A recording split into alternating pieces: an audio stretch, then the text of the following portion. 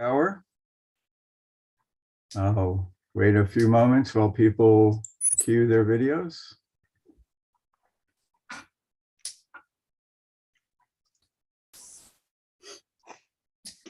Okay. I'll call the meeting of Mendocino LAFCO on April 4th into session. Hi, all you commissioners, public and staff. And Clerk Meadows, would you call the roll, please? Good morning. Chair Orth. Here. Commissioner Ignacio. Present. Here. Commissioner Ward. Here. Commissioner Frohnberger. Here. Commissioner Roden. Here. Commissioner McGorty. Here. Commissioner Mulhern. Here. Commissioner Winkle.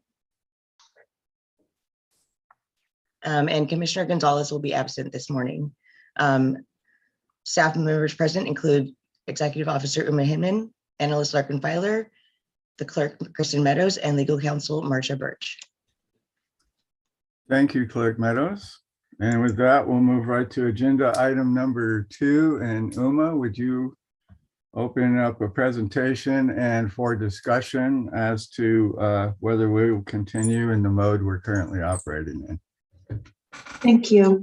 So this item is on page 4 of your agenda packet. This is a item to a resolution to continue remote meetings. We did check in with the county to see what the status of the board room was, and I believe the county Board of Supervisors will start meeting later this month in their board chambers. However, the board chambers are not yet open and available to other meetings at this time. So we do recommend adopting the resolution to continue the meetings at this time remotely. Thank you, Officer Hinman. Well, I think that kind of clarifies the position we're in. So I'll be looking for a motion to approve the resolution. So moved by Ignacio. Second by McGorty. Okay, we'll have Glenn as the second.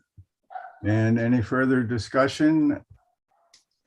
Again, we're following the county's lead, and once they open the meeting room to other meetings, we will segue into that. I will say that I'm finding, and this is a note to the supervisor commissioners, that there's a device called the OWL that is functioning very well with Zoom meetings, providing a greater degree of participation in that members who are remote, if you have hybrid meetings, it works very well with both open session and other people coming in via Zoom, and provides excellent video and audio qualities. And several agencies are now using that device, and it's about $1,100. And I'm just adding this should we decide to go to a hybrid meeting ourselves. So if I may. Yes. Sure. I totally support that, given that this is a county in which people have to travel often long distances. And in terms of carbon footprint and time management and convenience, I support hybrid meetings. And at some point, maybe we'll make it a policy, but I just want to put that on the table right now. And I would say the districts using the OWL right now are Anderson Valley and Brook Trails. So their staff can inform you as to how it works, ease of functionality with existing platforms. And with that, Clerk Meadows, would you call the vote, please? Yes. Commissioner Frohnberger. Yes. Commissioner Roden. Yes. Commissioner Ignacio. Yes. Commissioner McGorty. Yes. Commissioner Mulhern. Yes. Commissioner Ward. Yes. Chair Orth. Yes. Thank you. The motion passes unanimously. And with that, we'll move to public expression. And Uma, would you describe how people can come out of mute and participate in public expression at this time? Thank you. For those accessing from a computer, tablet, or smartphone, the raise hand function may be selected by clicking or tapping it from the reactions options.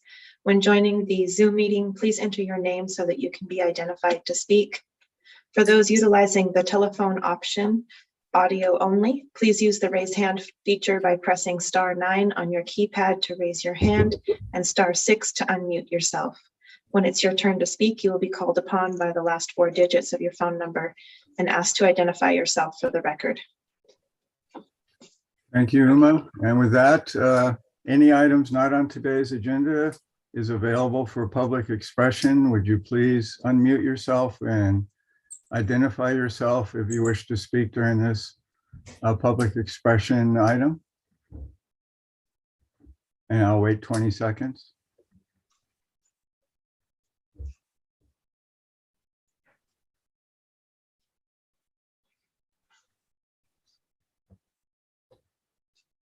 All right, thank you. Is there anyone still in the waiting room expressing interest to speak remotely by phone? No one is in the waiting room. All right, thank you. Then we'll move the agenda to our consent calendar. And I'll ask if any commissioners wish to pull any item of the consent calendar prior to motion.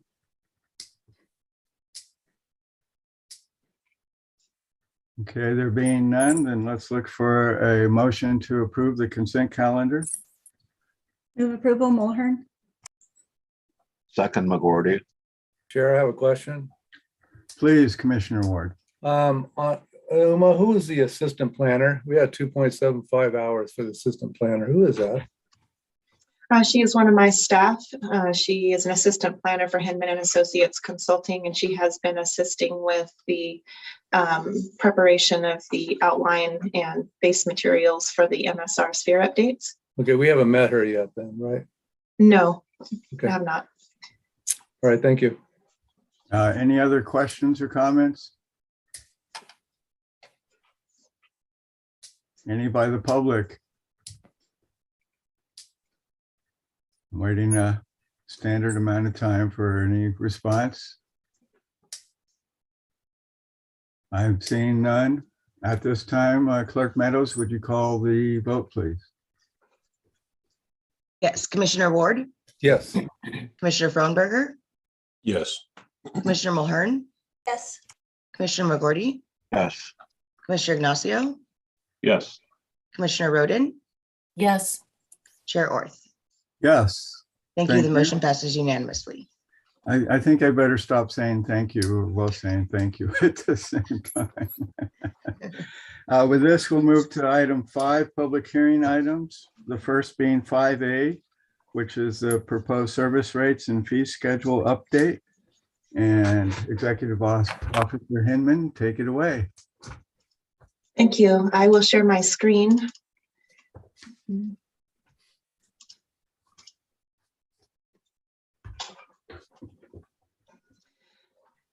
So thank you.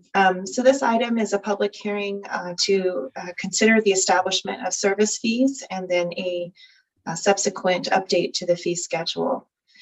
The government code allows for establishing fees for the reasonable cost for providing services.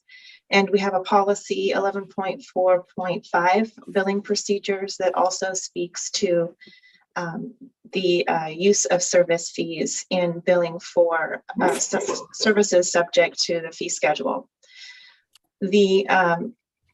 So the billing allows for recovering a portion of the operational overhead and work plan costs. And again, those are applicable to activities that are subject to the fee schedule. Specifically outlined in the government code are applications, commission proceedings, sphere amendments or updates, and reconsiderations of resolutions with determinations. So to start with, the fee schedule last underwent a comprehensive update in 2016, and in 2018 it was updated with the current staff rates.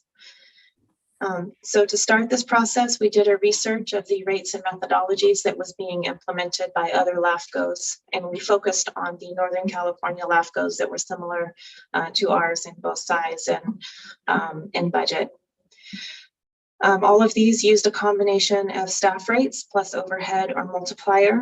So you can see that there are two two indicators from Mendocino, both the current and the proposed is the third set of columns.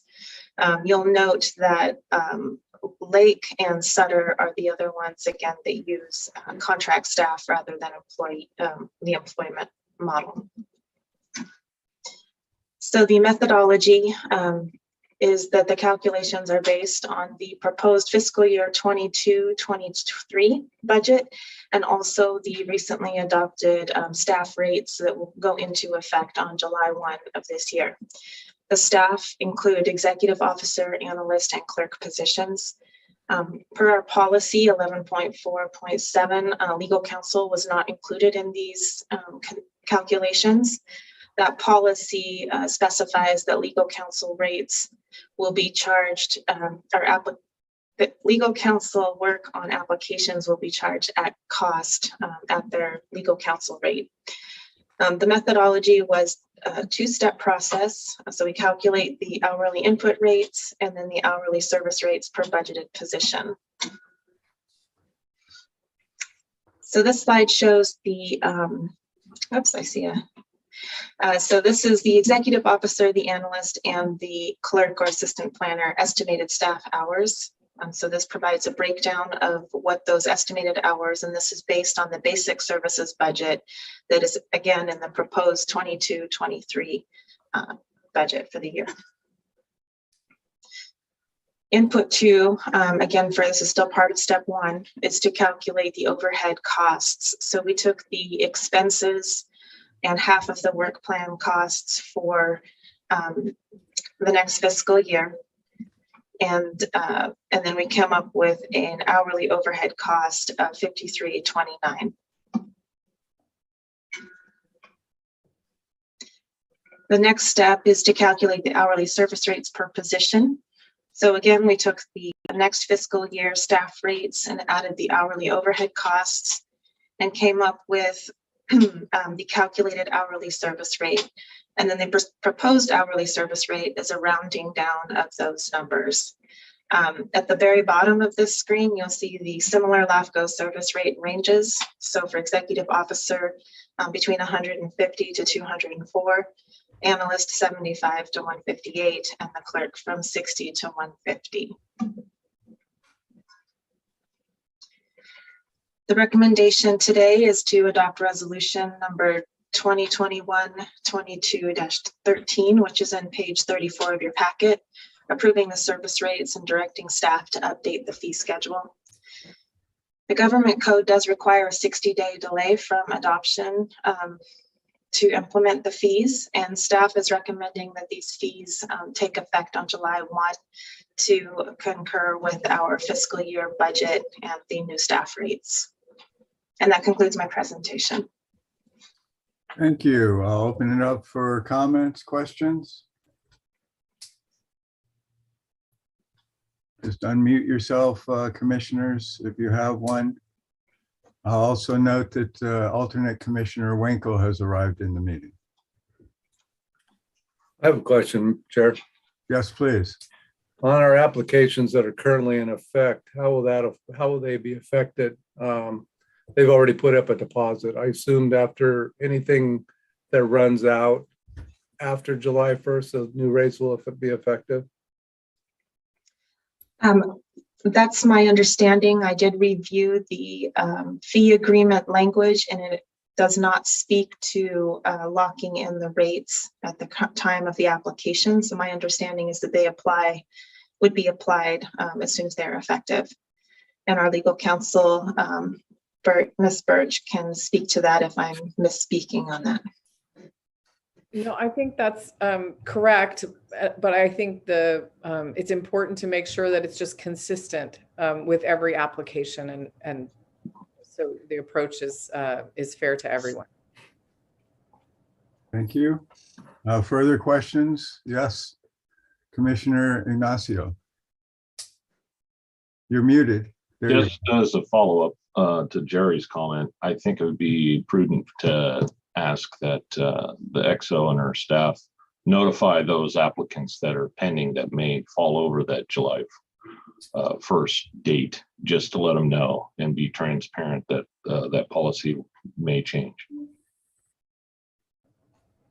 Thank you for that comment. Other commissioners?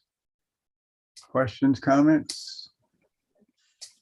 I'm seeing none at this time. We'll go to the public members that are here in the meeting. If you have any questions or comments to this item, please come on to video and unmute yourself.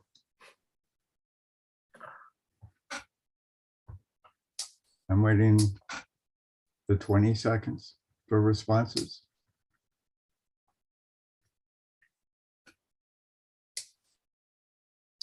Okay, I'm seeing none. Any further questions or comments? Then let's move to a motion to approve resolution 2021-2213. I'll make a motion to adopt resolution 2021-2213, establishing weighted service rates that capture a portion of overhead. Second. Motion and second, and thank you to staff for bringing this forward. I think it will alleviate some of the costs to the member agencies and have the costs transferred appropriately to applicants. Mari, go ahead. You're muted. Yeah, your comment brought to mind a question, which is, has staff calculated how much additional revenue we'll bring in with this new funding structure? Based on the applications and the time spent on the processing of those applications in the last 2 fiscal years, we estimate between 15 and 20,000 annually. Thank you. Any further questions or comments from any party, including the public? Okay, seeing none, Clerk Meadows, would you call the roll? Yes, Commissioner Mulhern, Yes. Commissioner McGorty, Yes. Commissioner Roden, Yes. Commissioner Ward, Yes. Commissioner Frohnberger, Yes. Commissioner Ignacio, Yes. Chair Orth. Yes. Thank you. The motion passes unanimously. See, I held back that. Thank you. And with that, we'll move to workshop items. This is 6A. This is on County Service Area number 3, Municipal Service Review and Sphere of Influence Study. And this is in draft form. And I'll turn it over to EO Hinman. Thank you. Our analyst Larkin Filer will be presenting this one, and I will turn this one over to her. Thank you. Thank you. Good morning, commissioners. I'm going to share my screen. And the staff report for this item starts on page 41 of the packet. CSA 3 has been a longstanding inactive district. This is the first MSR SOI study prepared for this county dependent district. And as background, CSA 3 was formed in 1974 to provide ambulance services to the city of Point Arena, which was subsequently served by the Coast Life Support District in 1986.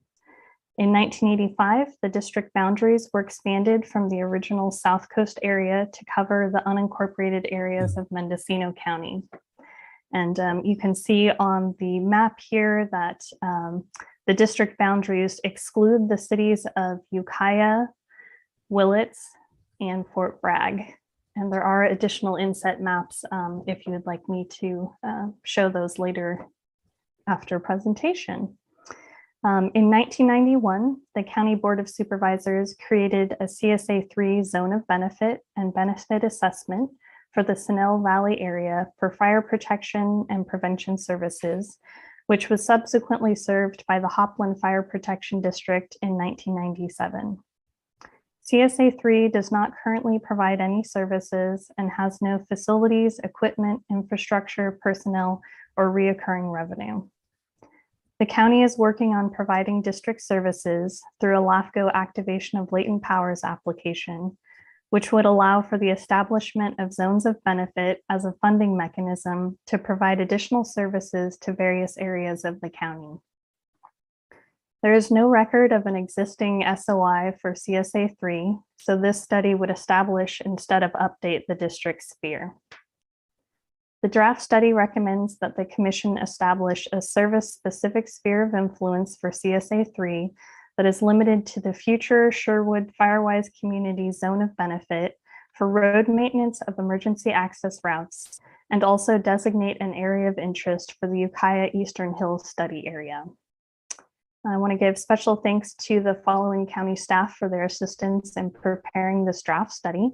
That's Steve Dunnencliffe, Deputy CEO, Judy Morris, Deputy CEO, Nate Raff, Deputy County Counsel, and Howard Daschel, Director of the Department of Transportation.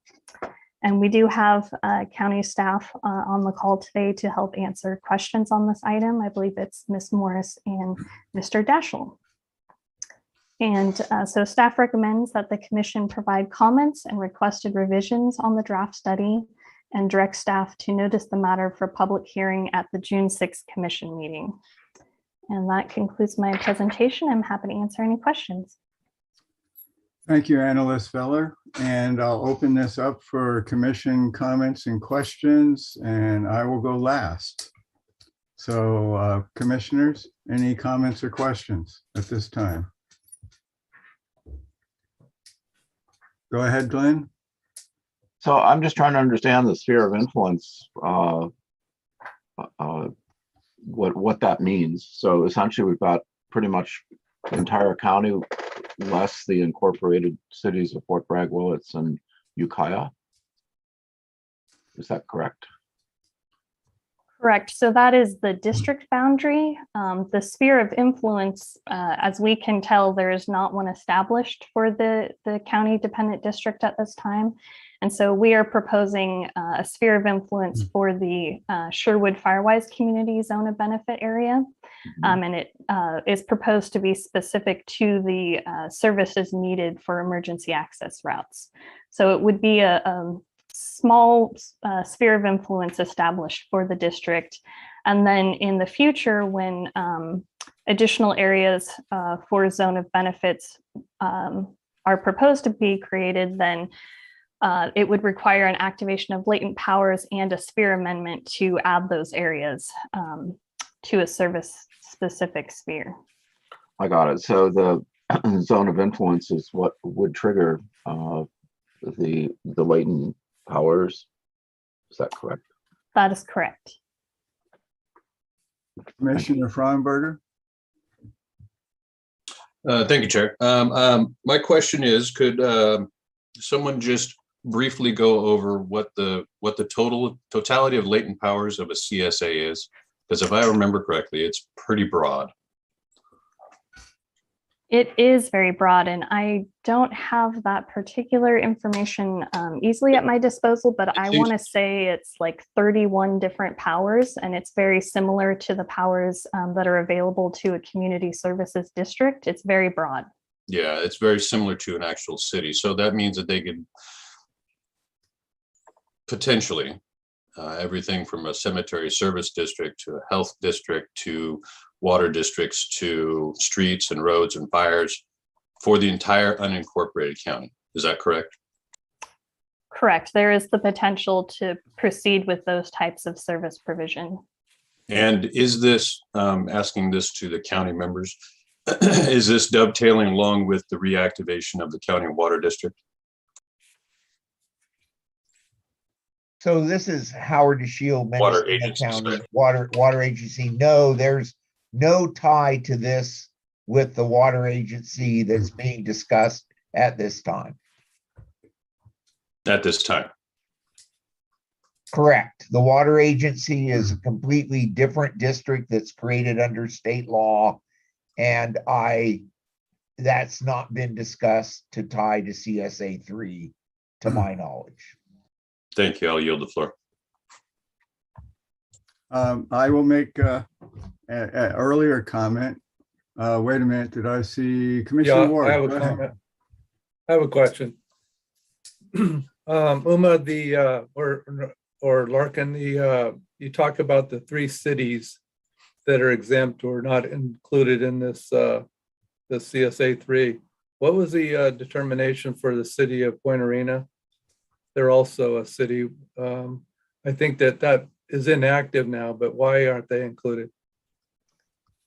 That is a good question. So my understanding is that because they were originally the area that the district was formed to serve, and they did not want to be excluded in 1985 when the annexation occurred, that they basically wanted to remain within the agency boundaries. And so that continued forward from the original formation in 1974. I will say our records are a little bit limited going back that far. But again, I believe they just wanted to remain within the district boundary when the area was expanded to the entire unincorporated area in 1985. Okay, thank you. The next question would be, what if the three cities expand their annexation? How does that apply in the future? Expand their territory through annexation.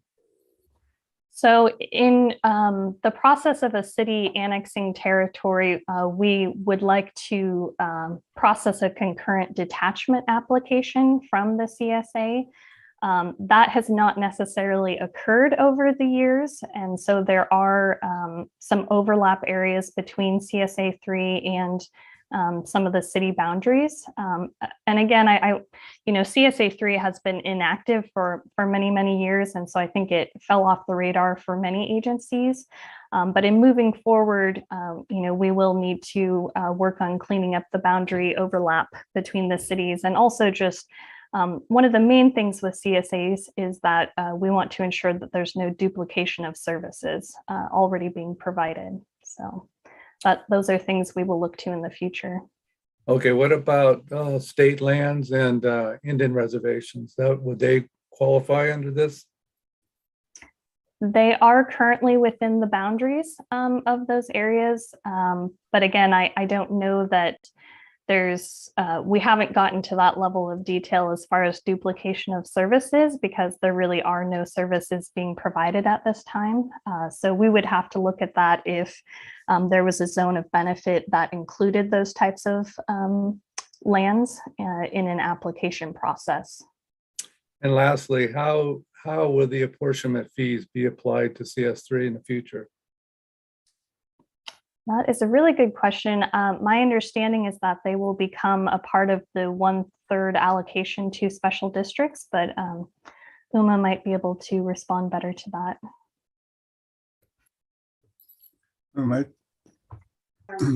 That is a good question. I think we'll have to look into that a little bit more before we get to the public hearing, but we can take a look at that and report back at that time. Okay, that's all I have. Thanks, Chair. Go ahead, Commissioner Roden. Thank you. On page 63 of the packet, about midway, there's a paragraph that says, CSA law discourages the organizational formation of a county-wide CSA and CSA service provision on a county-wide basis pursuant to this government code. And I wondered if one of our staff members could talk about what the intent behind that government code is. Why is that discouraged? That is a good question. So CSAs are intended. Can I interrupt for 1 second? Can we see your face when it's so nice to look at a face when someone's talking, if that's possible? I wish I could. My internet is already cutting in and out, so I don't want to drop entirely from the call. I do apologize. That's okay. So the distinction between a county dependent district and a county-wide service is essentially a CSA is intended to serve a smaller area than the overall county boundary. So once a CSA boundary encompasses the entire county, it really is a service that should be provided by the county directly, as opposed to a dependent district. And again, this may be an area that our council could better address. But again, that's just the thinking behind it, is that the county services are not regulated by LAFCO. So it's through this county dependent district that these zones of benefit and other funding mechanisms are utilized to provide additional services that the county is not providing on a countywide basis. And then just a follow-up. So when do independent districts form versus county dependent districts? I mean, is it whether there's impetus from the local population to form a district? If that's lacking, then a county dependent district can be formed. I'm trying to understand why one in certain instances and other types in other instances. Yeah, that's a really good question. So this is the only CSA that exists in Mendocino County. Some other counties have, as many as 20 to 40 CSAs, and some of them are very specific to subdivision areas, and they're just very unique to the needs of the community. So I think it really just depends on what the interest of the community need is, and also what the availability of resources are. For areas that have the capacity and willingness of property owners to form an independent district, that's definitely an option that can move forward. When there's not those resources available, a county dependent district becomes a more feasible option. Okay, I think I should speak first, and then we'll go to Fartenberger and McCourtney. At this point, I'd like to state that a couple of things in the community need and interest. As we know, we're under various emergencies, both for drought and for fire purposes, and we and the public are very interested in the provision of additional services by the County of Mendocino, and CSA function can provide a platform, partially in answer to the last question. The Sand Valley fire provision was transferred from the Hopland Municipal Service district, and it became the Hopland Fire District. But in between, they used a CSA formation, and this is very commonly done, in which a county will perform a CSA territory that will segue into a voter-approved district, independent district. So oftentimes, county will use the dependent function under their powers to segue into an independent district function, as that is a good way to perform that process over time to meet a community need that's identified. I would like to say that Brick Trails provided a letter asking for the county to consider some additional CSA powers be adopted and applied for. And one of those is fire and the other is water. And I believe through the special service area, CSA service area for the emergency access issue in Brick Trails, transportation is also being looked at and was also included in the Brick Trails letter. At this time, I'll be asking the commission and specifically the two supervisor commissioners to support 2 additional maps be provided under this consideration, because it will be very helpful to the community interest. And I would like that these maps would designate areas of interest under CSA law. And that would be the fire district overlay over the current SOI for the countywide CSA 3, and also the water districts be overlaid. These would be 2 separate maps showing the current district provision of services within the County of Mendocino, how they function within the CSA territory. And this will help identify where the county can step in with their district CSA function for any services needed as identified through both the public process and the actions of the Board of Supervisors to apply for potential latent powers through CSA 3. So at this time, I'll leave that comment on the table for the commission to consider. That would be the provision of 2 additional maps and designation of areas of interest. If you look just to the south of us into Sonoma County, you will see that they have the water power and CSAs formed in their areas with tax share agreements to both water and fire districts. And this functionality has worked very well in elevating the level of service and support to the independent districts that function within the county and not yet served through the unincorporated territories surrounding them. I think the water agency will see that this will help them provide additional service levels for infrastructure needs, such as ponds for groundwater, and even possibly the development of well systems to provide both raw and domestic water throughout the unincorporated areas not currently served by water districts. On the fire side, the fire chiefs and fire association has asked for consideration of activation by the Board of Supervisors of the firepower, and by overlaying the existing fire districts in the map, it would describe the areas under consideration that are not currently paying for fire services in Mendocino County to have a pathway to augment funding to the fire districts in the future. So I'll end my comments there and go to Commissioner Farnberger. Thank you, Chair.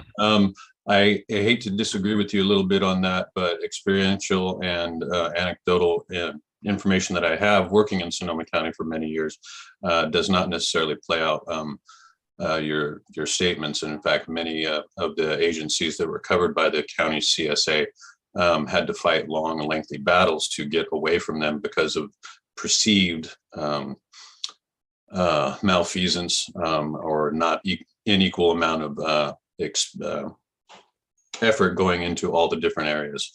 And getting to an earlier question by Ms. Roden, typically the way that would have to happen to get a special district within the CSA is A, the CSA be willing to cede the area, and that B, the people that are represented within the area vote to take on those responsibilities for themselves. It's, once again, my experience is that it's long, difficult process to do. What I would like to see is that a better outlined list of potential powers that the county is actually looking for. I'm loath to just basically open up the entire county for whatever wants to be done, especially since the CSA would not be under control or under oversight by LAFCO. So I would like to see the county actually outline their plans and wishes on a 1, 5, 10, 20-year basis so that we can actually make a very informed decision on this. Thank you. I'll cede back. Go ahead, Glenn. So there's another aspect of how communities organize themselves that is used quite frequently in other parts of California, which is homeowners association and CC&Rs. And I kind of wonder, in the grand scheme of things, how do they fit into, how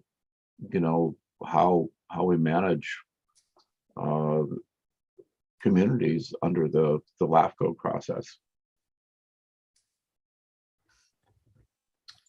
Either Uma or Annalise Feeler, I will say that brick trails operated under CC&Rs that had to be adopted at time of development by the developer and not by the public. And it was approved by the Board of Supervisors when the development was also approved. And in the case of Brick Trails, it had a sunset provision that led to the need for a specific plan to be created and adopted to replace the CCNRs, which was a very expensive process. I'll open it up to staff. Thank you, Mr. Chair. It is a very good question. I think sometimes homeowners associations are used to run like a lighting or a landscaping district. But generally the creating another layer of government through whether it's a CSA or a CSD, whatever the type of special district it is, allows for basically the collection of taxes. So that is not something that's necessarily available to a homeowners association because they don't fall. And again, council may be able to answer this better, but my understanding is they're not a government agency that is able to collect taxes and create funding mechanisms to provide services. Well, they do charge fees, so that's something that there's under the CCNR, you sign with your deed that you're going to pay the money, right? So while it's not a tax per se, it is a contract with the organization, with the homeowners. Right. Oh, sorry. Yeah, that's all I wanted to say.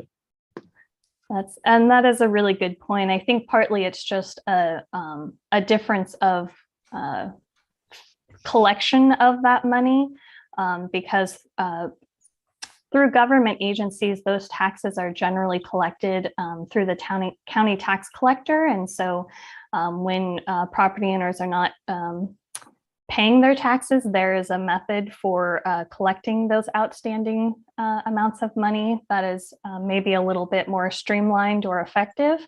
For homeowners associations, I think they have fewer tools available to them to ensure that property owners are paying the money that is owed. Well, having lived in a place with pretty strict CCNRs and homeowners association, they could make life pretty miserable for somebody who didn't want to pay up. That's all I can say. And they did bring lawsuits against them and make them remove things from their property that weren't allowed under the CCNRs. And so, I guess it depends. Not that I'm advocating that's the way to solve our problems, but it's not a tool that's used very much in Mendocino County, but you see it as you get close to the more urban areas of California. They're pretty common because of the nature of subdivisions and the way that other parts of California are being developed. So thank you for kind of clarifying for me the actual differences. You're welcome. Go ahead. I thought that was a raised hand, Scott. Go ahead, Commissioner Ward, or Uma, did you have a response? I think I just wanted to add that there are a number of vehicles for addressing some of the issues that are being raised and that this county faces. And homeowner associations, I think, is certainly one of them. Permanent road divisions is another. There's a number of means to, I think, address the issues that are being faced. And the thing with homeowners associations is they're very local specific, usually for subdivisions or, and so some of these issues that the CSA is trying to address, I think, are a little larger in scale. Yeah, I just wanted to add that, but it's a good point, and there are numerous ways to look at some of these issues. Okay, Commissioner Ward, then Mari. Yeah, thank you. In order for the CSA to provide services, it needs to come up with a funding mechanism. And I believe you have two studies going on, the Sherwood Road study and the Ukiah Eastern Hills. How will those be funded? So I think just initially the conversation is surrounding creating a benefit assessment. So that would be a particular taxation process through Proposition 218 that we need to occur in addition to creating the zone of benefit. And I definitely will open it up to county staff to add anything if I'm not addressing that correctly. Again, So- Howard DeShield here, ahead. Mendocino County. Yeah, that is what the board asked us to explore.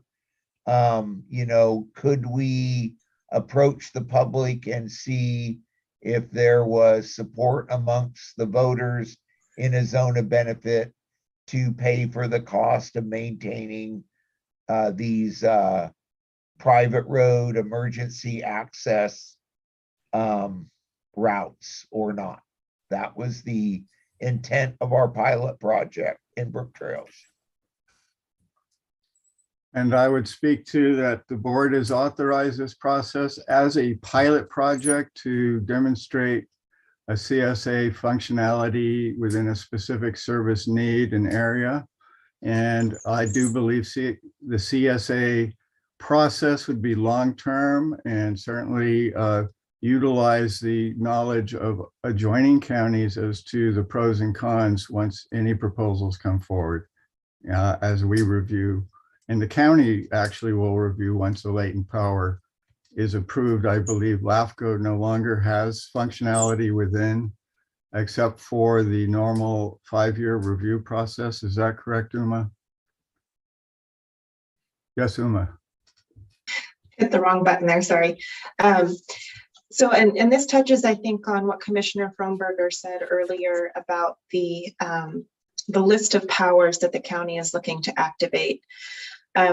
So as Commissioner Roden and Larkin pointed out, their CSAs, countywide CSAs are problematic in general, because once a power is activated throughout a CSA, LAFCO has no oversight anymore. And then it becomes the county's responsibility or our authority to do benefit assessments. So to address that somewhat, the approach of establishing a sphere over the area of the service that the county would like to activate. So in this case, the Sherwood Road pilot project, by establishing a sphere over that area, LAFCO can pinpoint that service for that area and thereby avoid overlapping services through the rest of the county. So that's kind of the mechanism that LAFCO has available to it to address those concerns. And I hope that answered the question. Is there any 5-year review? Once this MSR is approved, do we look at those benefit areas under that review program? Yes, so CSAs are a special district for purposes of jurisdiction under LAFCO. And as such, they would be subject to the sphere of influence reviews on the periodic basis. And we focus our 5-year reviews on municipal services. So the CSA 3 would be in our queue for future updates of the sphere. Thank you. Other commissioners? Yes, go ahead, Mari. Commissioner Rowe. One of my questions is how would the amount of the assessment for the benefit area be established? Howard DeShield here, County Mendocino. There would be an engineering study prepared with an engineer's estimate, and then that cost spread to the people in the zone of benefit. Mm-hmm.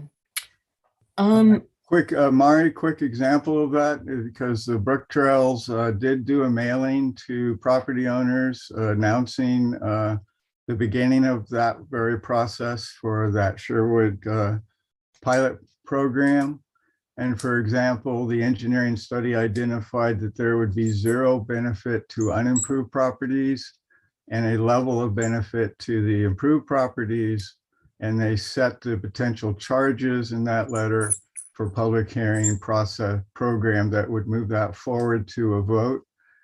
For example, the unimproved properties with no benefits had a 0 estimated charge, and the improved properties had an estimated $30 charge. That's an example. Go ahead, Mark. Thanks. Yeah, and then I wanted to follow up with Commissioner Frohnberger's comment about suggesting that the commission limit the CSA powers. And I just wanted, I did no, not say I limit. misunderstood. No. Okay, then I I just would- wanted to understand what your comment was. I guess I'm not clear. I would like the county to actually outline what their intent is on a 1, 5, 10, 20 year, which type of latent powers they're interested in activating, where they're interested in activating them, how soon, because if they just, there's nothing precluding them from activating. If they activate once without a zone of benefit, that means that they could be the water agency for the entire county, unincorporated county. Road control for the entire county, lighting districts, anything. Does it happen that, I mean, I agree with what Commissioner Frohnberger is saying, if what he's saying is accurate. I don't know that it happens that easily, that automatically. Again, that's why I asked for a map that overlaid the existing district services for fire and water over the CSA districts. The intent of that is to exclude existing service districts, independent district services being delivered from the CSA when applying for a specific latent power, say fire. It would not include any of the existing service districts that provide fire emergency services. Yeah, I mean, there's some policy in here. I think it's state LAFCO policy about not overlapping, so I don't, if there is an existing service being provided, the county can't just activate and take over as of the water district if there are other, I mean, that's what I think I understand, and maybe staff can clarify. But man, Go ahead. I was not saying overlay. I'm just saying that all the areas that are not currently encumbered with either a special district, a city, resource agency, or something like that, all those areas come into play for the county.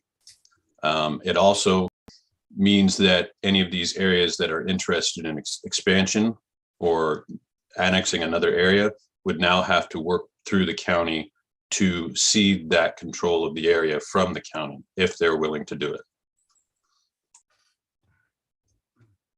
I think, again, another alternate process is where, say, a fire district like Brick Trails, we respond outside our district boundaries into the county lands. And Brick Trails is also moving forward with increasing our fire tax. We're just beginning that discussion. Basically, every 10 years, we revisit this question because of inflation and, of course, changing in requirements to provide the service.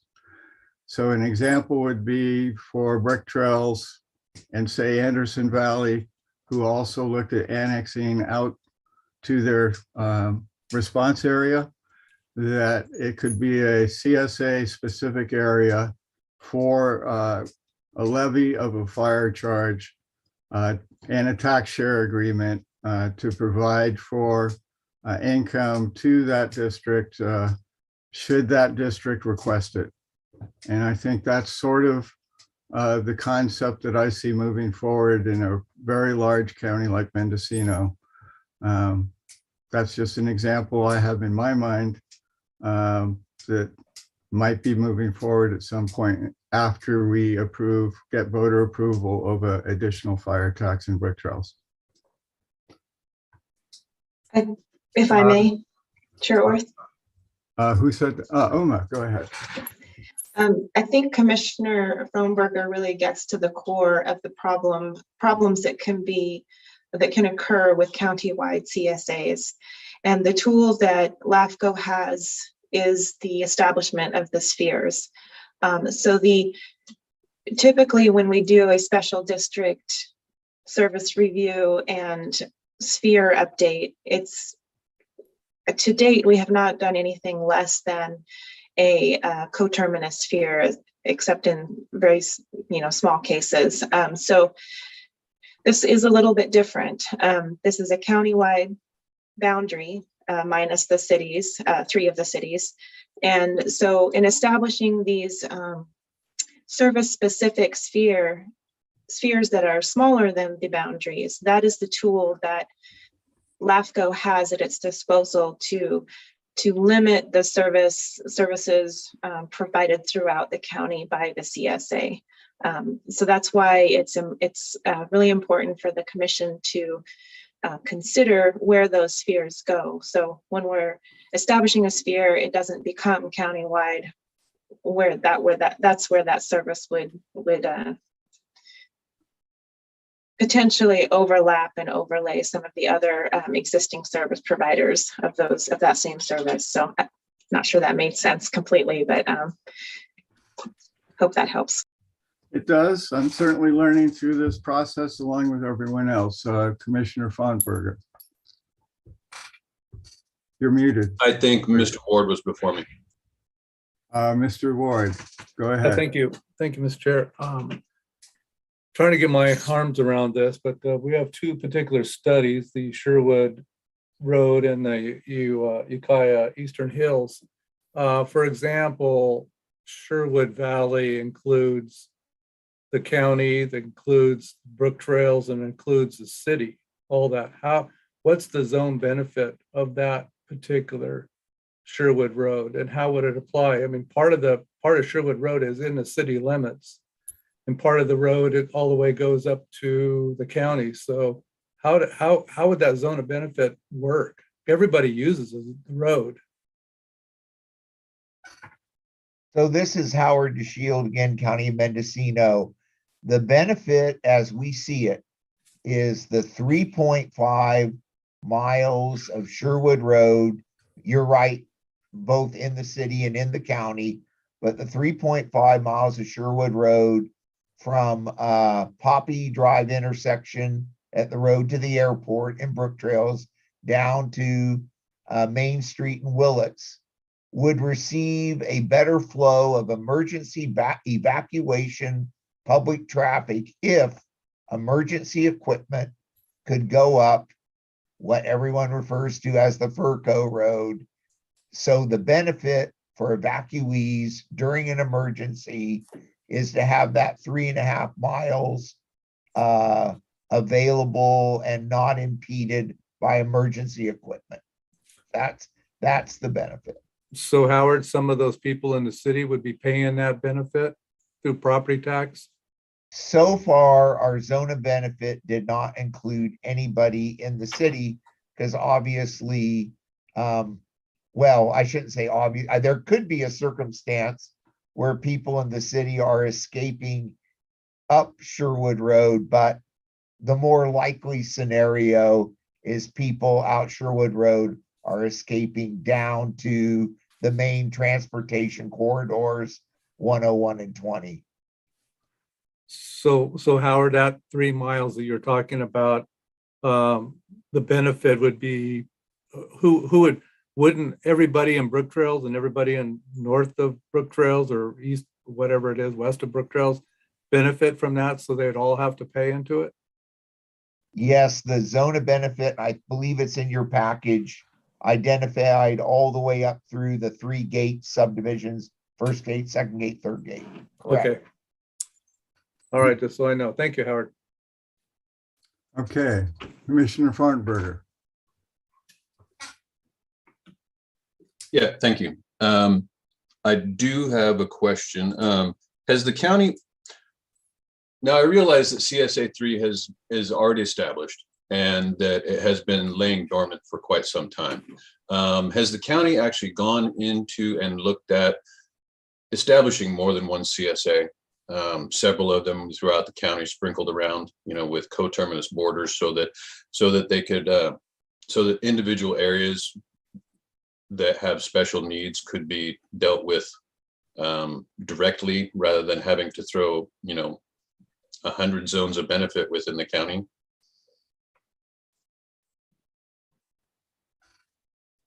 Anybody? Well, I think the difference here is CSA law did not have a LAFCO review, I believe. And so many CSAs were formed, and LAFCO has been now charged with through the latent power authorization process, a way to review formation of CSAs and do that comparative analysis? What I'm Is that actually possible? asking, no, what I'm actually asking is has the county actually given any thought to having more than one CSA? Rather than just activating the entire county, why not look at it? Heck, you could even break it up into supervisorial districts. You could break it up to north and south, you know, break it into 8, 10, 12. You know, Sonoma County has many. Lassen County has many. The other counties that I've worked with have very many of them. They're not just a single one. What I want to know is, has the county given any thought to that? And could that be a viable option moving forward? Well, I'll go ahead and just start, and maybe county staff can add, but I'm not sure if that's been a discussion at the county level. I will agree with Commissioner Frohnberger that is probably more common in other counties to have multiple CSAs, and generally when they're created, they are specific to either a subdivision or, you know, an established community area. But again, my limited understanding, and please correct me if I'm wrong, Howard, that basically the intent at this point is to look to see what can be accomplished through the existing CSA boundary. Before he answers, you know, we have 2 county supervisors here. Has there been any discussion at your level that you have heard about this? No, not that I've heard about. Go ahead, Mo. Yeah, Supervisor McGordy and I are both fairly new to the board, but we haven't heard about this. And I think, you know, one of the questions or concerns that keeps coming up is CSA 3 already exists. And so trying to figure out how to utilize that moving forward has been the main focus of LAFCO and the individuals that have questions or concerned about fire service or second access routes. So, I mean, it's certainly something that we could look at as a board moving forward, but Supervisor McGordy and I are not on the LAFCO board in a position to be able to speak for the full board. So it's definitely something that we could bring back and ask. Sorry, I wasn't asking you to make a decision. I was just asking if there'd been any discussion at your level. Yeah, not at this point. Thank you. Hey, Commissioner Roden? Well, when the CSA was formed, it was specific to Point Arena and ambulance services. So it formed in a way that you're talking about, Commissioner Frohnberger. It made sense that a certain area needed a service, and that area was assessed to provide that service, you know, taxed. And then, you know, it expanded in 1985, and we don't know why. At least I don't see here in the history, maybe I've missed it, of the draft MSR, why the boundaries were expanded to include the entire county except Fort Bragg, Willits, and Ukiah. I wonder, Analyst Filer, if you've looked into that history. Why was it expanded? And maybe we could include something there, because it might fill in the gaps of this question of, we have this general countywide CSA that was, why was it expanded? And I don't know. I think that would be interesting history. And I wondered if you had tried to find that out.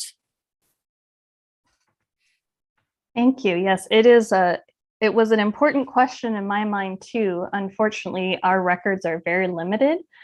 So I was only able to refer to the resolution approving that expansion.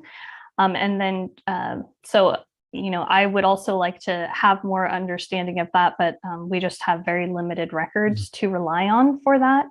And then the piece about whether to include cities in a CSA area or not, my understanding of the law is that a city would have had to have adopted a resolution approving inclusion into that CSA for them to be considered.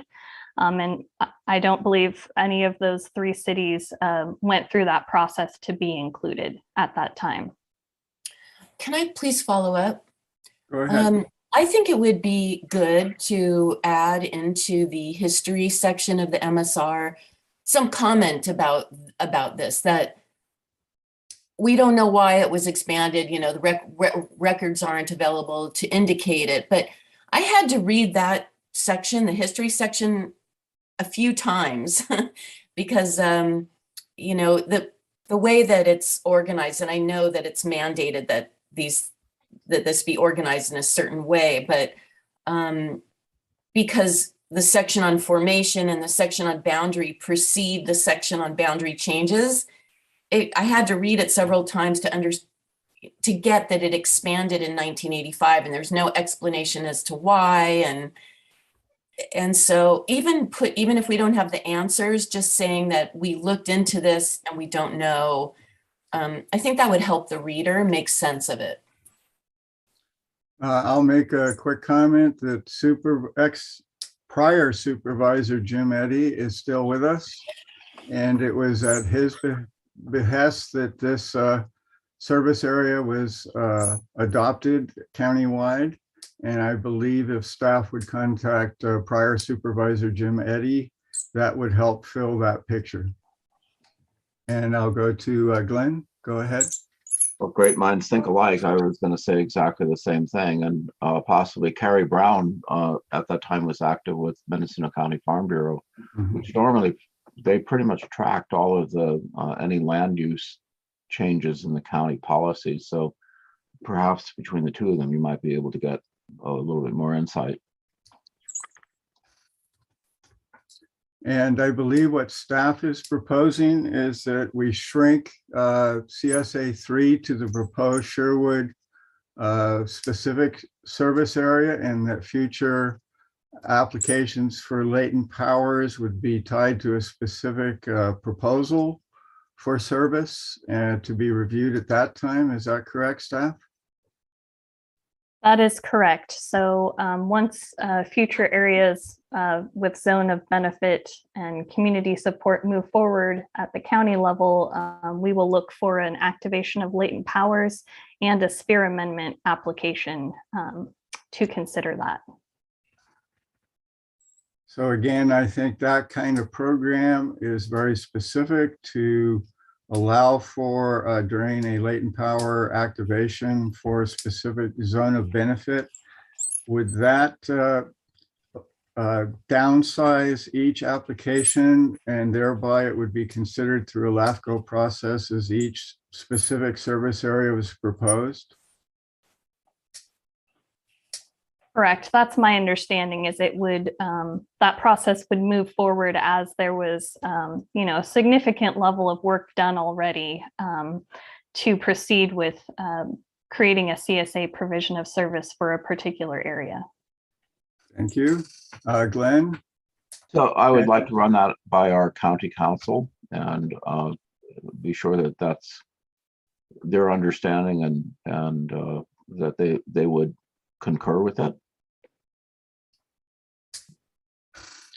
Okay, we can ask Marcia, do you concur with the statement of our analyst at this time? Or do you have other things to say to the item? Well, I do agree with her, and I think explaining, you know, where this idea comes from would be helpful. Then the idea of activating latent powers on a county-wide basis for the entirety of CSA 3 is not really possible under the law that LAFCO operates under. When we're activating a latent power, there are a series of items that we need to evaluate. One of them is the funding mechanism. So you really have to identify who is going to benefit from that particular service. And if you activate it on a countywide basis right now, I mean, it would be a Herculean task if you were going to identify every person within the county that was going to benefit from this and how you were going to collect from them. It could be done, but you can imagine what a tremendous effort that would be. So as these latent powers are activated, the chances are they're not going to be needed countywide. And so these these individual areas, and the pilot project for the road maintenance is a good example of that. You have a need in a particular area. You've been able to identify who will benefit from that. You can do an engineering study that will support the 218 process for being able to collect the taxes from those folks to fund the services. And so those are all pieces of the puzzle that LAFCO must evaluate before they go ahead and activate the latent power. So the process, becomes much more orderly if you think about it in this way. There really isn't a possibility that I can see of activating a CSA3 wide latent power, because right now we don't have enough information to say, here's each of the individual parcels that will benefit, and here's how we're going to collect from them, how we're going to fund the service, how we're going to provide the service, et cetera. A budget has to be presented. So I think thinking about it in terms of, two options, like, oh, we can just activate the power county-wide, or we could do it in these sphere-specific service areas.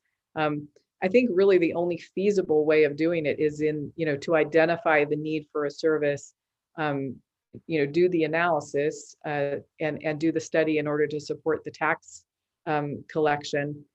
And so I hope that is helpful in kind of understanding, what the options are here in terms of using CSA3.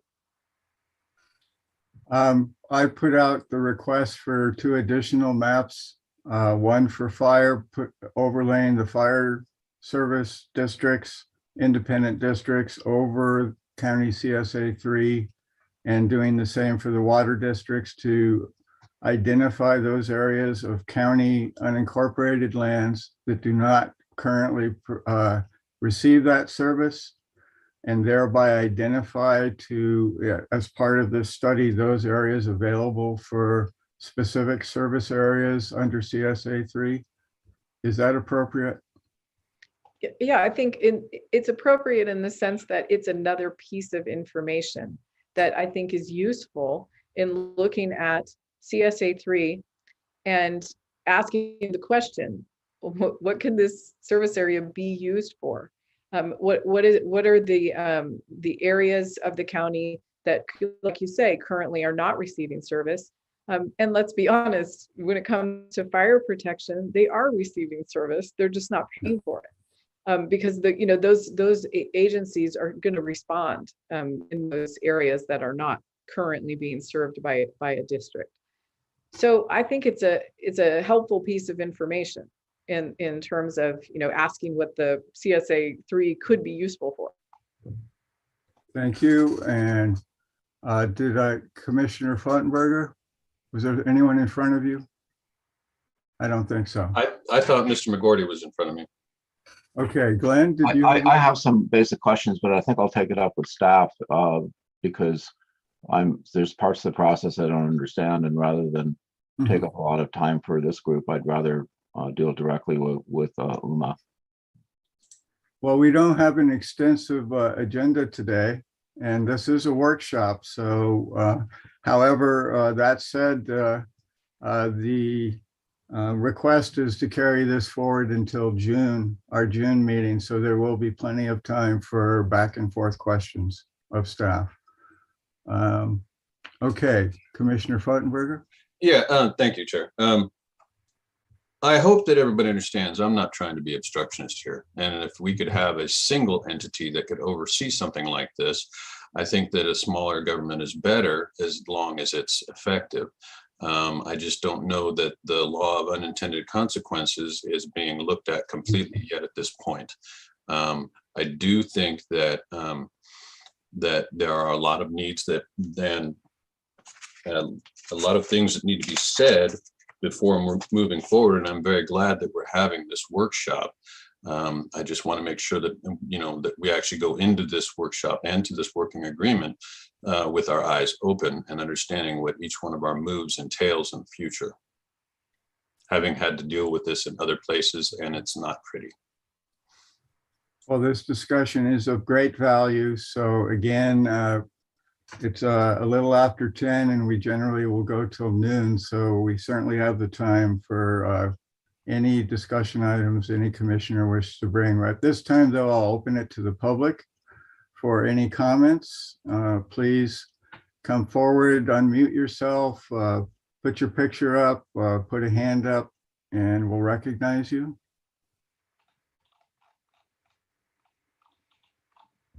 Chair Orth, if I may make a reminder, I see we have a call-in user, and *6 unmutes yourself on a phone. Just wanted to make that reminder. Okay, thank you.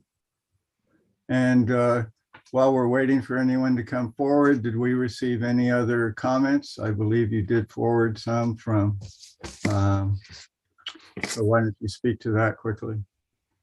Thank you. Yes, we did receive one email for public comments from Ben McMillan, and we have forwarded that email to the commissioners and staff, and we will post it on the website following this meeting, and we'll work with him to address those comments before the public hearing. Okay, if I'm not seeing any public comments coming forward. So at this time, is there an action that you wish this commission to take today, or there is no action? It's a workshop. So we're just taking comments and moving forward? Correct. Okay. Chair, Yes. when you respond to the email, could you also provide us the answers that you provided to him? Yes, we can do that. We typically will identify them in the staff report, but we can share those responses with you. Either way, as long as we understand the answers to all the questions, because there's quite a few questions in there. Thank you. Thank you. Thank you. Thank you. And commissioners, someone speaking there?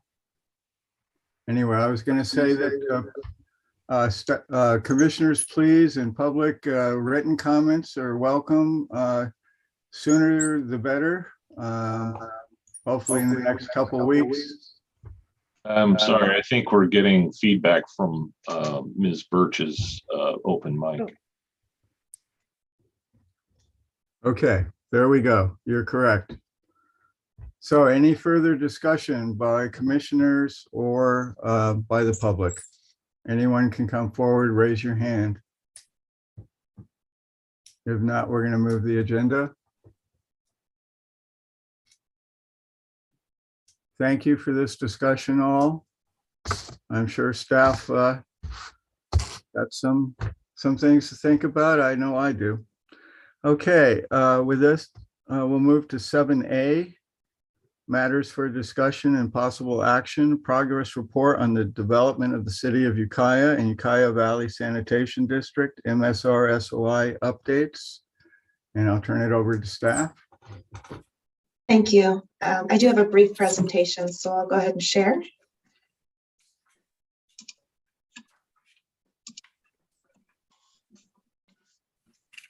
So this is agenda item 7A. It starts on page 98 of your agenda packet. At our last meeting, the commission heard a request from staff and a recommendation from staff and with agency support to move preparation of the MSR and sphere updates for the city of Ukiah and the Ukiah Valley Sanitation District to an in-house preparation with agency staff support.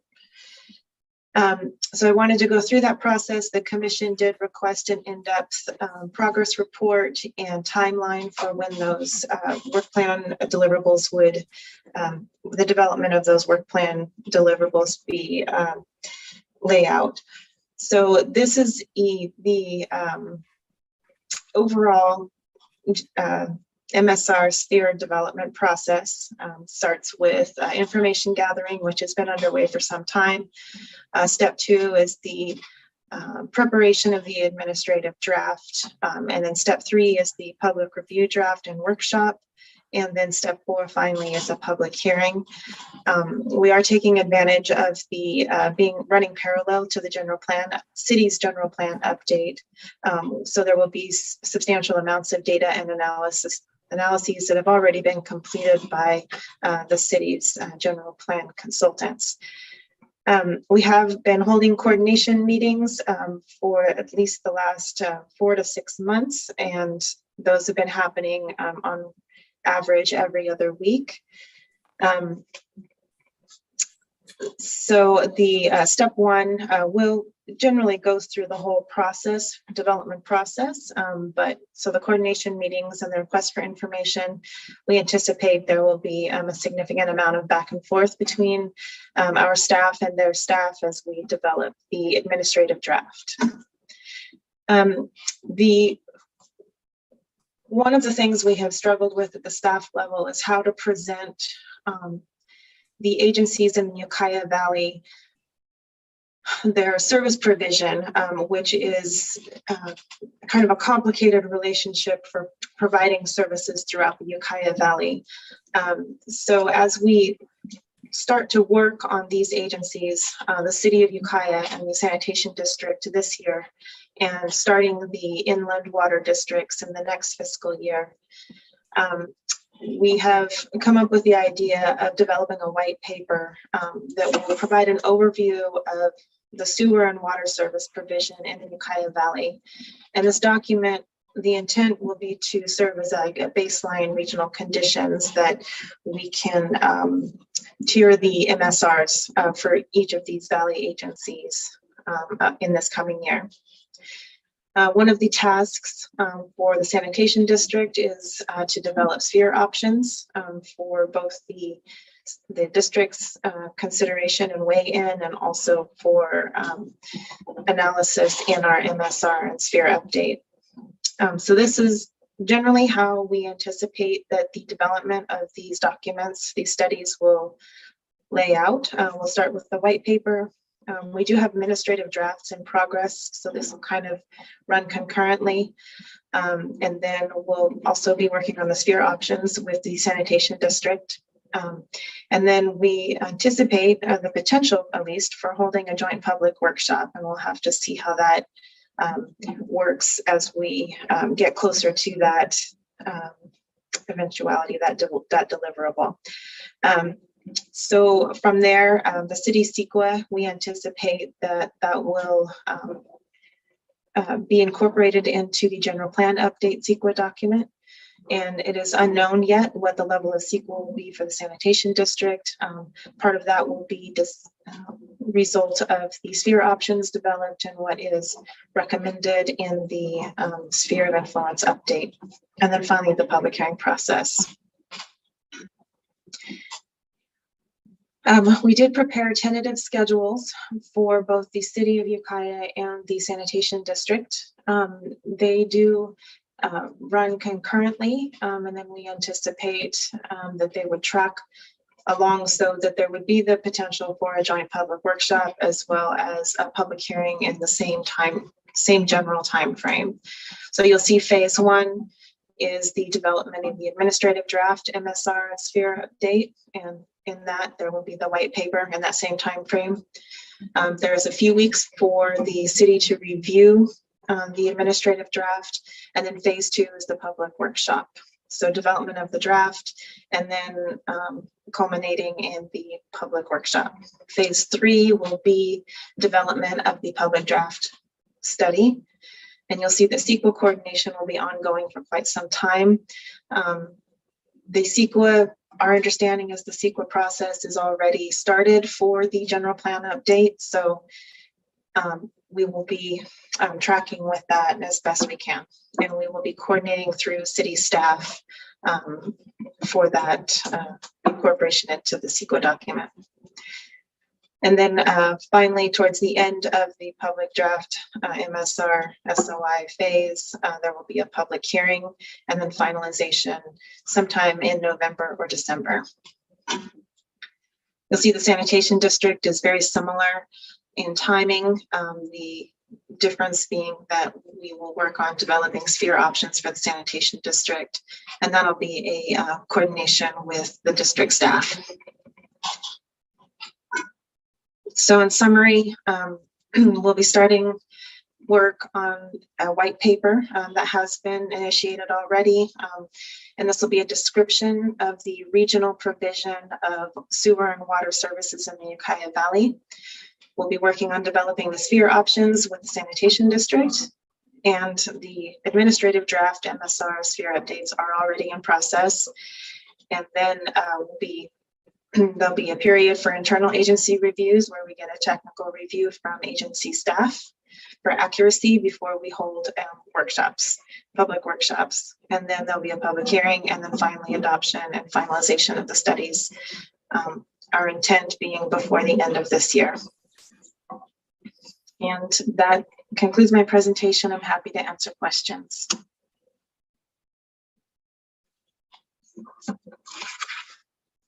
We'll open to commissioners and then go to the public. Commissioner Roden and then Fottenberger. I noticed that for the city's SOI MSR study, that LAFCO will use the city's general plan process for CEQA. What will LAFCO use for the Sand District's CEQA in analyzing its sphere? That's a very good question. It's very dependent on what sphere is ultimately recommended for the sanitation district. Generally speaking, if there is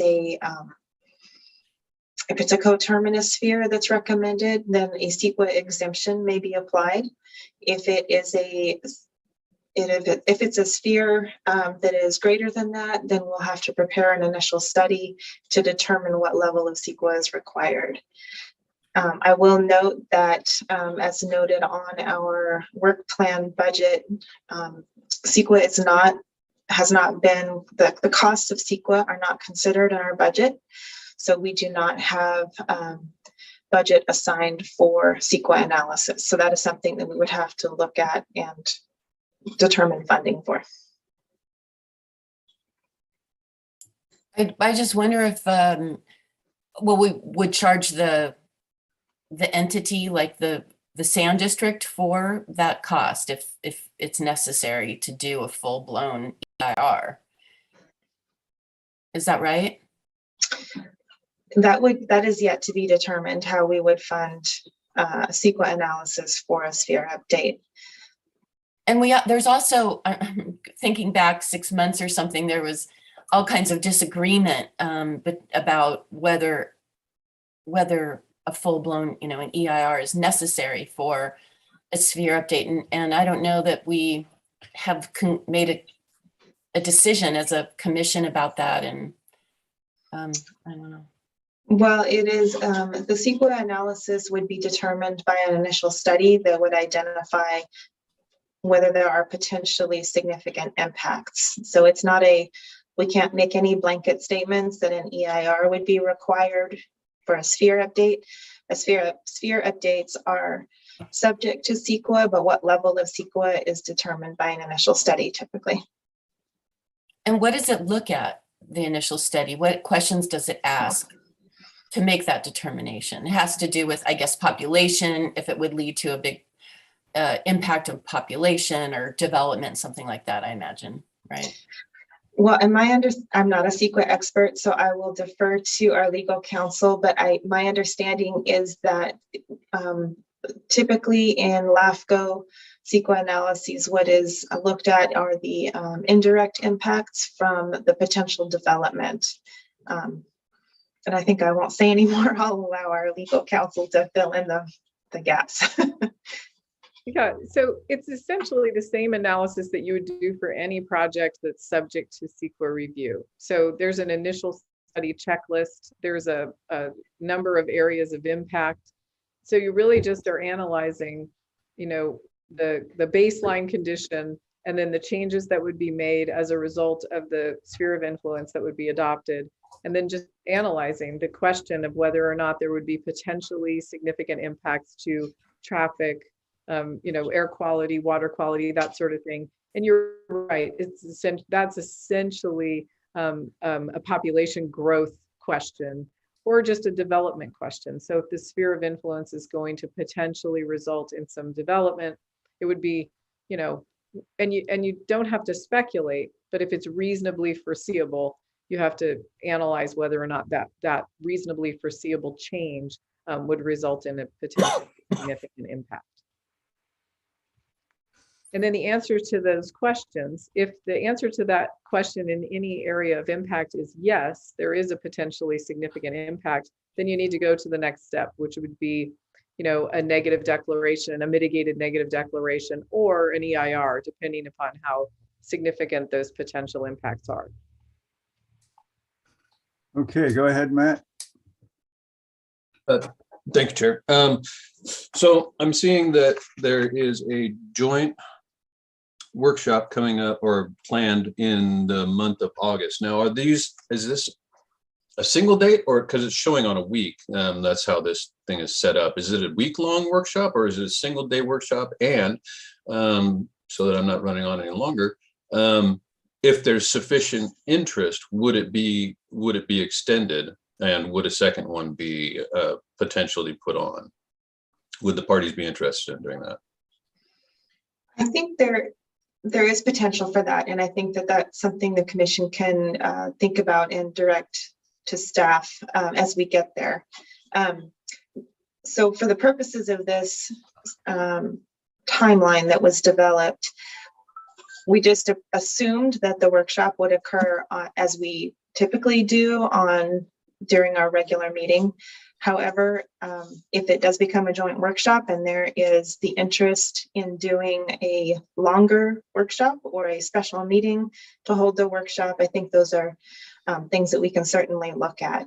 I think it's going to be dependent, these are the service provision in the Ukiah Valley is probably some of the most important and difficult decisions this commission is going to make in the foreseeable future. So I think it's going to be really important that we provide plenty of public input, and the purpose of the white paper is really to give the commission and the public a regional overview of the service provision in the Ukiah Valley, so that the commission isn't making decisions in a silo, looking at just one agency or the other. And let's just hope that we can do this live by that point. Or hybrid. Both. Okay, other commissioners, Commissioner Ward, go ahead. Yes, thank you. First of all, thank you, Uma, for the progress report. I think that was one of the comments I made last month.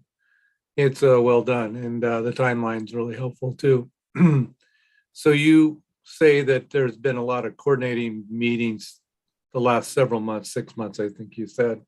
Do you have, is there typically an agenda set for those meetings? We have not done agendas to this point.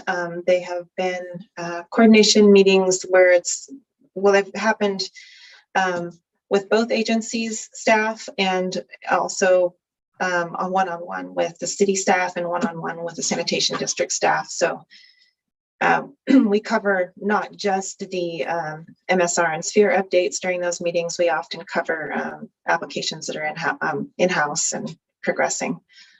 So they haven't been item specific. Okay, and at one time there was some discussion that the city may take over the sand district.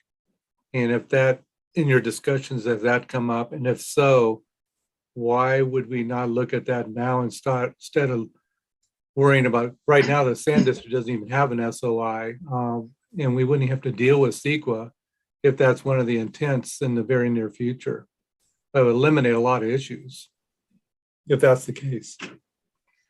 My understanding is that some of the discussions that are moving forward are happening through the ad hoc committee that has been assigned with city and district staff.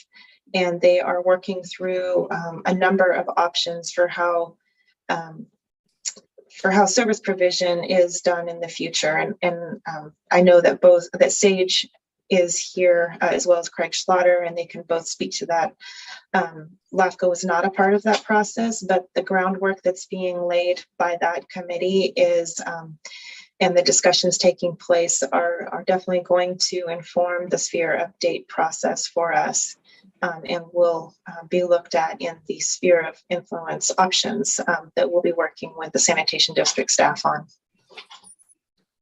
And with that, I'll open the discussion to the public so that those parties can speak to and make any comments to this item. So go ahead and unmute yourself and come up at this time if you wish to speak to this item. And I think I'm speaking to Craig and Sage at this moment. Thank you. Hi, Go good afternoon or good morning, Commission. I thought the staff report and the presentation that LAFCO staff provided was well done. We appreciate the ongoing efforts and the coordination that's being made, not only with LAFCO, but also with our partnering service districts in the Ukiah Valley, both sewer and water. So, you know, it's too early to speculate on exactly how everything will play out, but having these timelines coordinate through LAFCO and through the LAFCO process, I do think will ensure better provisions of services in the Ukiah Valley moving forward. So at this time, we're in full support of the city of Ukiah is in full support of the project timeline and in the approach that LAFCO staff has presented to the commission, and look forward to providing continued updates on a monthly basis as we move forward through that process. I'll leave that at this time and try to answer any specific questions if there are any. Thank you. And with that, back to commissioners, unless there's another public member who wishes to speak at this time.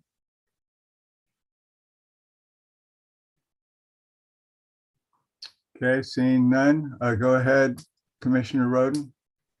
I have a question about the white paper. It sounds like a really good idea. And I wondered if staff could elaborate a little bit on what they envision. I mean, what I'm getting from your presentation, Uma, is that it's gonna paint a picture of the valley and service delivery in the valley in a way that a more constrained SOI MSR report doesn't really allow, because it's so, you know, it's constrained by its organization, and that the white paper is going to paint the big picture, the context of services in the Ukiah. Is that correct? And I'm just wondering if you could talk a little bit about the white paper idea. Sure, that's exactly our intent. There's a number of ways to approach, you know, the sphere updates. And then when you have like the services provided in the Ukiah Valley are all, you know, they're also interrelated and connected. And how do we get a good regional picture and present that for the public's information and also for the commission, which it will be really important as the commission makes their decisions on what spheres are for each of these agencies. Another option would be to do a regional MSR sphere update. And there was a regional MSR that was done on the Ukiah Valley special districts, minus the city, which was pulled out and done on its own back in 2012, 2014. I'm not sure it's somewhere in that time range. This will certainly use the work that was done in that regional MSR as a basis for writing this white paper. We don't have the budget to do a large regional MSR and sphere update for all of these agencies at the same time. So this is a way to provide that big picture look for the commission and the public to understand the services that are provided by all these agencies without that large expense. But it will certainly inform the city and the sanitation district studies, as well as the water district studies in the latter half of this fiscal year. Great, I think that's a great idea. Yes, I was going to ask E.O. Hinman. I know I've seen several times that LAFCO is working with the State Water Board, And would the white paper address that and comments coming forward from the state regulatory agencies on these matters as well? That would be part of the white paper presentation. We can certainly include some of that discussion as much as we know. And as a reminder to the commission, in the water district MSRs and sphere updates from the last round, consolidation was a recommendation that was adopted by the commission, a determination. So, you know, that will certainly be called out in this white paper and discussed somewhat. Follow-up question. Does the State Water Board provide any grant monies to perform this level of review? That is a good question and something we can look into. There is certainly a lot of grant monies coming down from the state at this time to deal with drought. And it may be that that there may be some funding opportunities, and that's a good thought, and we can certainly look into that.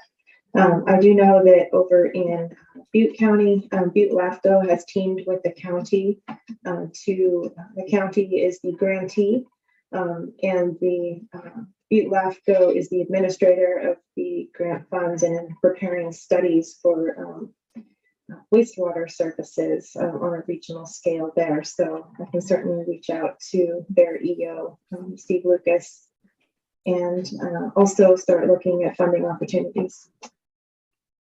Thank you. Commissioner Ward. Yeah, question for Sage. Sage, during your ad hoc committee meetings that UMA's related to, has there been discussions about the city taking over the Sand District? Yeah, well, there's discussions related to consolidation. Yes. Okay, and how would that affect your detachment application? Yeah, well, at this time, I mean, that'd make the detachment application unnecessary. So the city at this time is still continuing to hold that detachment application on hold. I think the commission put it on hold at the city's request, and we have no intention of restarting that back up with these ongoing discussions that are currently taking place. And that would also simplify our desire to get an SOI for the Sand District too, wouldn't it? As well as eliminate a need for another CEQA review. That's correct. My understanding it would eliminate the need for a sanitation district SOI potentially, and then in all likelihood, the MSR and SOI for the sanitation district would be coterminous, which would qualify for a potential CEQA exemption if it goes that direction. Well, it's sure nice if it would. Thank you. Okay, further comments by commissioners, questions? Any questions, comments by the public in attendance? Call-in users *6 to unmute.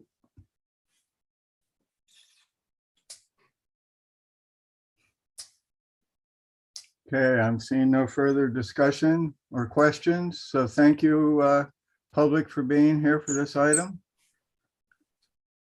And I believe we can move the agenda. Is there any further staff comments to be made? Not on this item, thank you. And no further direction needed, correct? This is a report. Informational report only, thank you. Right. Then we're going to move the agenda to item 8A, applications and workload. And I'll turn it back to EO Hinman. Thank you, Mr. Chair. So this item is 8A on page 104 in your agenda packet. As far as active proposals, we have the City of Ukiah annexation of city-owned properties. This application is in process. We received updated materials at the end of February, and we have sent out the referral to agencies, and the county is working on the tax share agreement at the auditor and assessor, through the auditor and assessor's office. The other three applications, there has been no change in activity. The City of Ukiah's detachment of sanitation district served areas, the City of Ukiah's pre-application for annexation of areas north of the city, and the Millview County Water District's pre-application on file for annexation of Masonite properties have both been inactive for the past few months. For potential future proposals, there remains the City of Ukiah annexation of Western Hills property, which we understand that the commission may see in the next few months. We also have a tentative submittal from the Elk Community Services District for activation of latent powers for wastewater services. I did receive an email from Mr. McMillan last week with the materials, and we'll do kind of a pre-review before we submit, but we expect a full package submittal this month. We also have the CSA 3 activation of latent powers, and we are working with the county through bi-weekly meetings as to determine the process and materials needed for that. There are 2 tables attached to this agenda item. There is a summary table for the application activity and potential future proposals on page 107, and the summary table for the work plan activity and on page 108. We have covered these at length today, so I don't think I'll go over those again unless there are any questions. Just one correction, Okay. and that's on page 105 of the last statement, the Sherwood Road pilot project, a secondary access for the community of Brick Trails.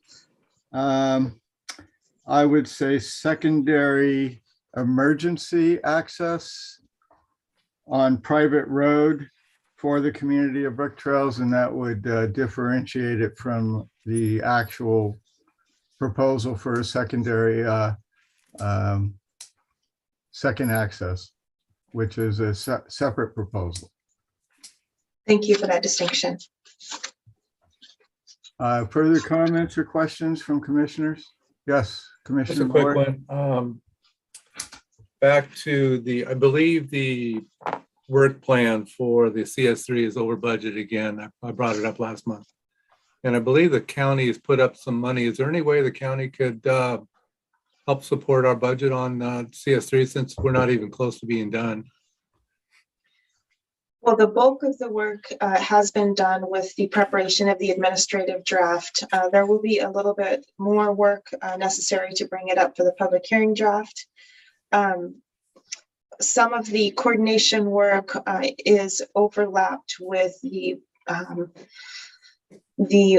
that we're doing with them on the activation of latent powers application, so we can talk with them on that. Otherwise, there has been extensive work needed to get to the administrative draft and the history section, as well as just coordinating the various components of that CSA. So once we get an application for the activation of latent powers, we'll be able to bill the county for time spent on that process.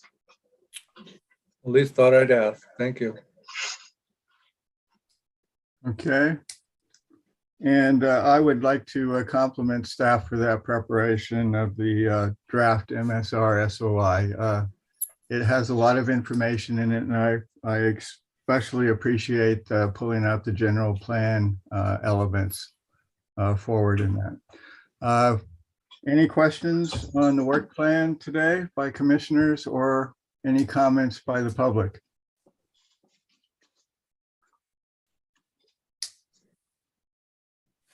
Okay, seeing none. Oh, I do see one. Go ahead, please. Yeah, thank you. I was online, so I thought I'd just comment to the commission related to the city's annexation of the Western Hill that's listed under potential future proposals. The city is closing escrow in the next 24 hours. I'm actually signing papers this afternoon on that close of escrow. So that will be an application that we will be working to coordinate with LAFCO in the upcoming months. Thank you. Thank you. Any further comments? Public or commissioners? Seeing none, go ahead to correspondence. I turn it over to Uma. Thank you, Mr. Chair. The only correspondence I have to report is that we did receive a letter from a resignation from Commissioner Bazzani.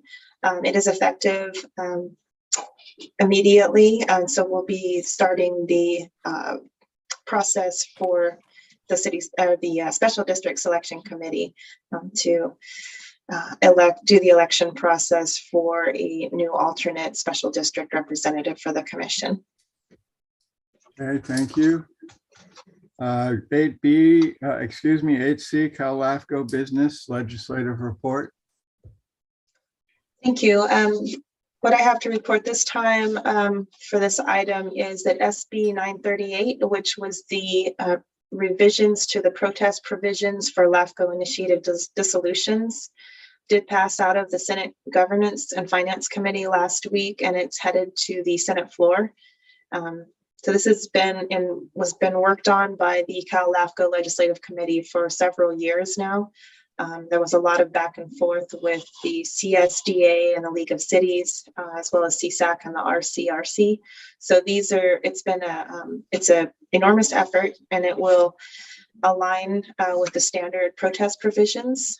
So LAFCO initiated dissolutions have a low protest threshold of 10%. This will align with the standard protest provisions of 25%. So it is progressing through the legislative process, and the support letters were greatly appreciated by CALAFCO. Any comments by commissioners? Questions? Any by the public?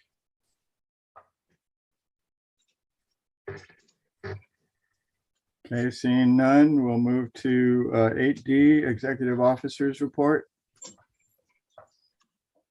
Thank you. So as I mentioned, we will be starting the selection process for alternate Commissioner Bazzani's position. Her term did end at the end of this fiscal year.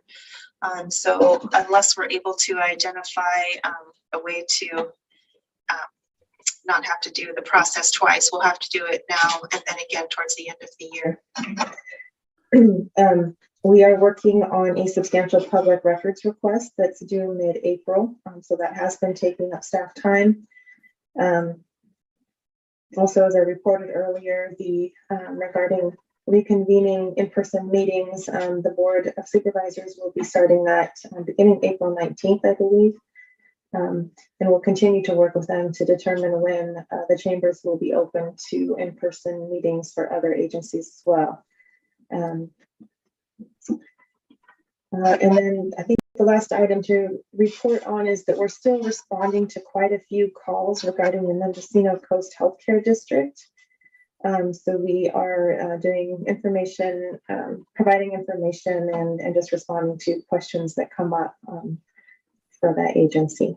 And that's all I have to report for the Executive Officer's report. Matt, question or comment? Yeah, thank you, Chair. Ms. Hinman, my question is the public information requests. What is this regarding, or is it just a wide open request, and also who is the actual requester, if you don't mind? Sure. These are records related to the Mendocino City CSD. So it's a records request for all documents since 2019 for related to the Mendocino CSD. And this was asked for by the Mendocino CSD? Correct. Okay. I believe it has to do with the provision of water services and whether they have the ability to provide water services to their community. Okay. Sorry, could I follow up with that? Yeah. It's a community services district, correct? Correct. And do you happen to know which latent powers are actually exercising at this point? Wastewater services is their primary service, and then they also have, and Larkin can probably speak more clearly to this, but they also do groundwater. They have groundwater services, and they have a provision for providing water service as well, but it's tied to their groundwater services. And Larkin, would you like to clarify that? Yes, so it has been a number of years since we did the MSR SOI study for that particular agency. Again, it is wastewater is the primary service, and they do provide groundwater management services. But if you wanted more details, I would like to come back with that because I just don't recall off the top of my head. Okay, thank you.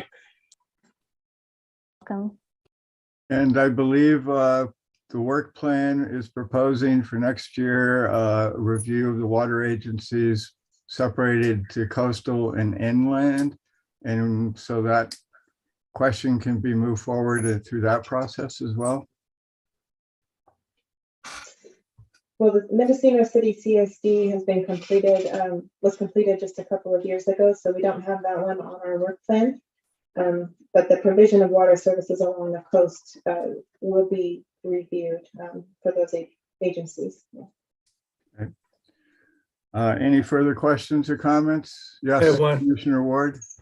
Yeah, last month, Uma, you said that there'd be an update on the electronic signature. Is there? Yes, so we are still looking into that, and the difficulty is that is finding an electronic signature that provides for the two signature requirement. So we're still looking into that. We're working with the bank as well as possibly QuickBooks to determine a way to do that with the two signatures. And next month, I know there was request for a follow-up from you, Commissioner Ward, on a number of outstanding items that we've that have been on our task list for some time. And next month, I will be providing a continuity report of sorts that addresses those outstanding items and gives an update. So if I could ask you to wait for more till next month for a more in-depth update, I would be grateful for that time. Okay, thank you. Okay. That concludes the executive officer's report. Unless there's further questions by any member of the public. Just waiting for anyone to come on mute and not seeing any. All right, then we'll move to committee reports. But were there any committee meetings held in the last month that need No to be committee reported out? meetings. Okay. Commissioner reports, comments or questions? I'll open it up to commissioners. Yes, Yep, Commissioner sure. Ward. I'd like to ask Marcia what an update on Scott Brown is. Have you heard anything from Scott? Yeah, Scott is at home now, and he's feeling significantly better. Good. Good. Yeah, he's making progress each day. He has been attending some meetings virtually. Mhm. So you may see him again somewhat soon. Yeah, he's definitely doing better. Very good. Thank you. Welcome. Okay. Any further commissioner reports, questions? Okay, not seeing any. I see we're within a few minutes of the 11 o'clock hour. So I'm looking for the motion to adjourn. No second required. Don't move. Okay, Commissioner Roden. We are now adjourning and thank you all. And Supervisor Mulhern, is that a Ukrainian blouse? It sure looks like it. Not specifically. Okay. It No, evokes. there are Ukrainian flags behind me because my grandma was from the Ukraine, so we're rooting for the Ukrainians on this one. Thank you. All right. And so I think most of us are, if not all of us. All right. Be well all. Thank you, everybody. See you next month.